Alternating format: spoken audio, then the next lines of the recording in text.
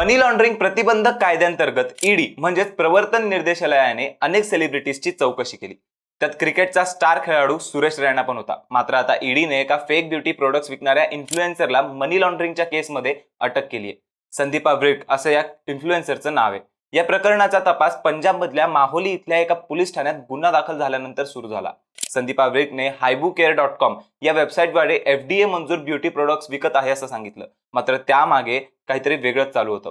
वेबसाईटवर योग्य नोंदणी आणि पेमेंट प्रोसेसही नीट काम करत नव्हते. तसंच ती तिच्या सोशल मीडियावरही जास्त दिसत नव्हती. तिचा व्हॉट्सअप नंबर बंद होता आणि तिच्या कंपनीचा काही पत्ता नव्हता. त्याचसोबत तिचा रिलायन्स कॅपिटलचे माजी संचालक अंगराई नटराजन सेतुरामन यांच्याशी संबंध असल्याचं आढळून आलंय. सेतुरामन यांच्या घराची चौकशी केल्यावर त्यांनी कंपनीचा निधी वैयक्तिक फायद्यासाठी वापरल्याचं आढळून आलंय. 2018 मध्ये त्यांनी 18 कोटीचं रिलायन्स फायनान्स मधून कर्ज घेतलं, तेही कुठली तपासणीशिवाय. त्या कर्जाची व्याज व मूळ परत करण्याची कुठलीही अट नव्हती.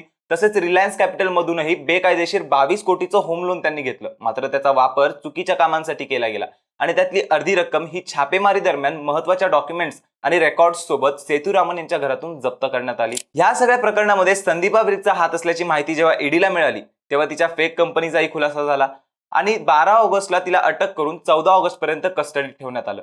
या प्रकरणात अजून बरेच खुलासे होऊ शकतात. तुम्हाला काय वाटतं, यात संदीपा ब्रिक दोषी आहे का? कमेंट करून नक्की कळवा आणि अशाच रोजच्या घडामोडींसाठी कट टू कटला सबस्क्राईब करा.